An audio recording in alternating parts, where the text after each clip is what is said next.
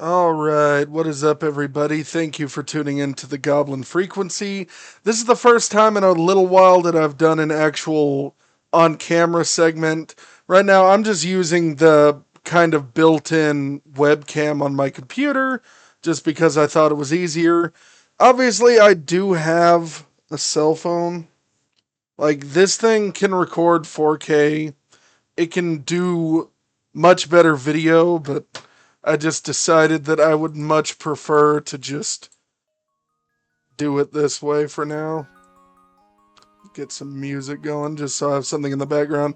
I'm basically trying not to do a ton of editing to this video since I haven't done any videos hardly at all lately. I did the Urban Chaos video, which I will be continuing because I had a very good time with it.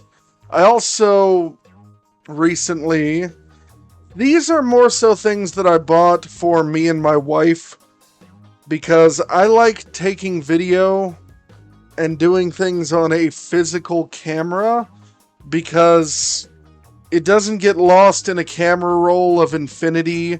There's not going to be random photos of the racking at my job there. It's just things like that, you know? It's probably impossible to see anyways, but I got this. I have this, which is a camcorder. They're both cheap.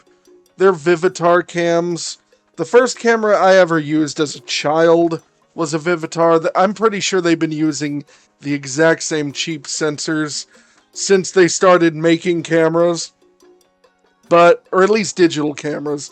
They were owned by some kind of owned by some kind of film company, and then they changed, got bought out by a Chinese company.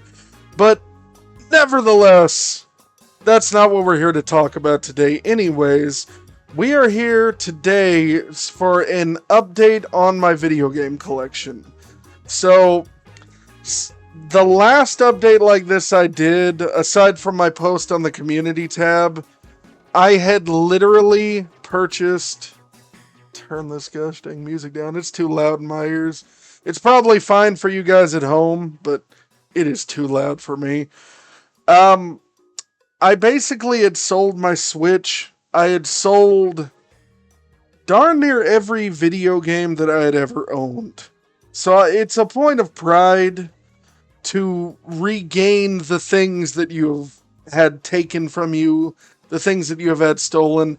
And that's a big goal for me on this channel, is I want you guys to grow with me, to see us grow together. I want to do scripted content. I'm still going to do podcast as we go on as well, but I just wanted to get started. So, the first console I bought to add to the collection was the PlayStation 1, and I don't really have any, oh, this is a must-have game kind of stuff for it yet. There's two games that I'd consider a standout, and I'm going to go over the others first because I think these are just trash. Probably going to trade in two of them and buy better games with them. I was watching a video, which I will link below in the description, of this guy who has a really good philosophy on game collection. This guy basically curates his collection. He plays through all of his games and decides which ones he likes and which ones he's getting rid of. And I think that's how it should be. But I'm going to start off with the negative and then show the ones that I enjoyed. So, Spec Ops, these games, they're early tactical third-person shooters. I have two of them. I tried to peel the label off of this one and it didn't come off all the way. They're just not very good games. I just didn't like them. I've got 007 Racing, which I don't know if I like. Like, it's fun, but then it's super unbalanced and hard. Maybe with cheat codes it'd be fun. I've got Hard Trilogy 2. I wanted to get the first one, but this one is actually good.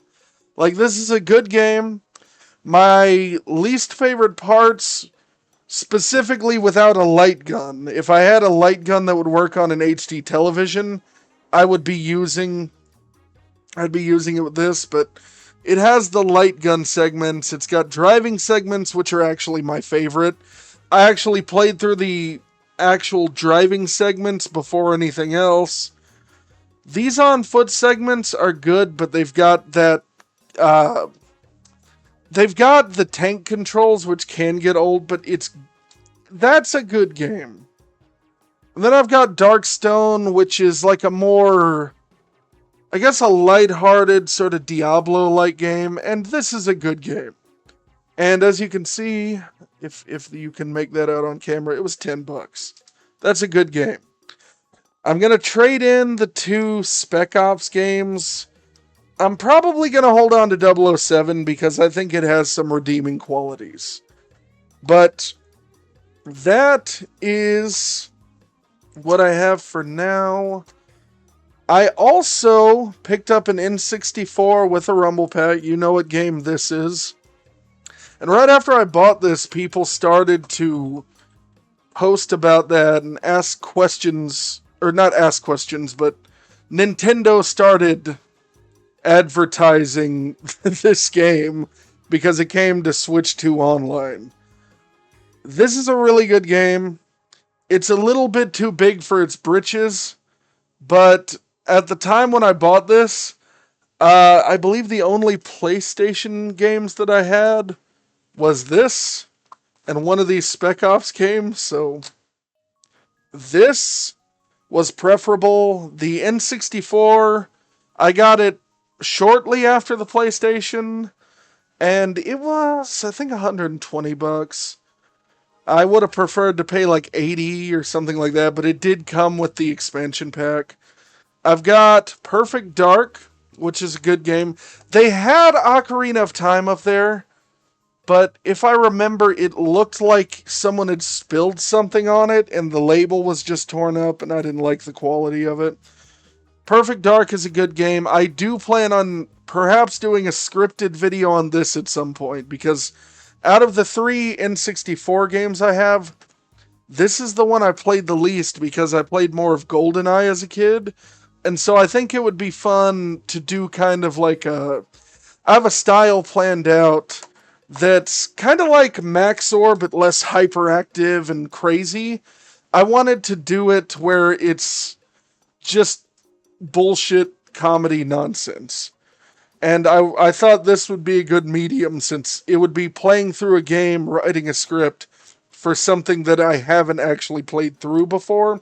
I think I played the first 2 missions. And then Yoshi Story, which is a totally fine game. Kind of meh, but not bad. Then, this was something, I went to a flea market when I was on vacation from work a week or 2 ago.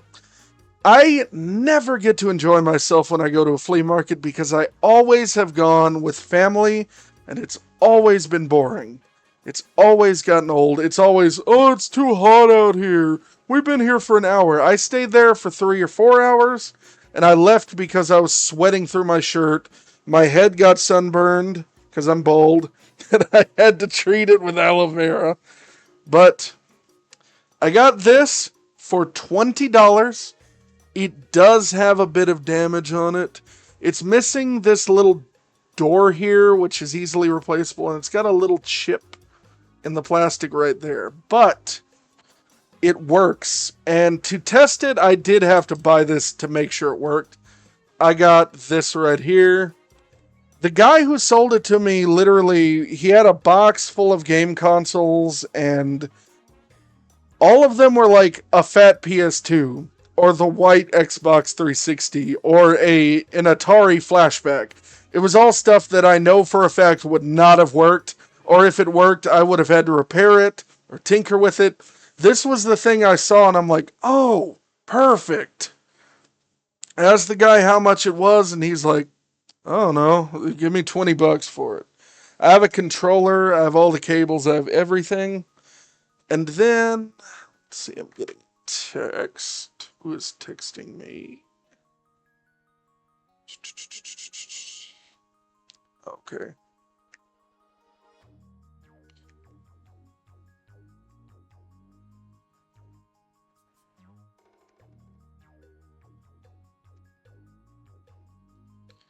I'd called my mom to check on her because she had some kind of job interview. I got this. This is not a Switch 2. That still is something that is eluding me. But I will get a Switch 2 at some point. This did, however, keep me entertained, and I've been having a good time with it because I have never actually used a Switch as a portable.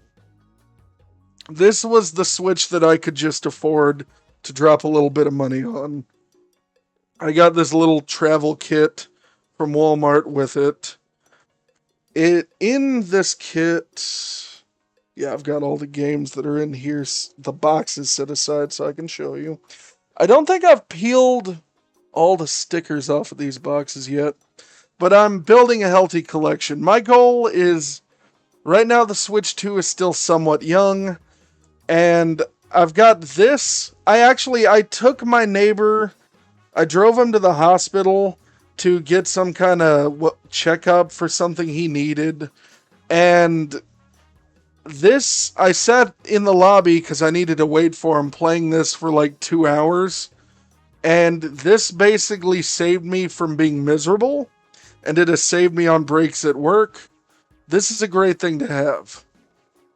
What do I have inside of it?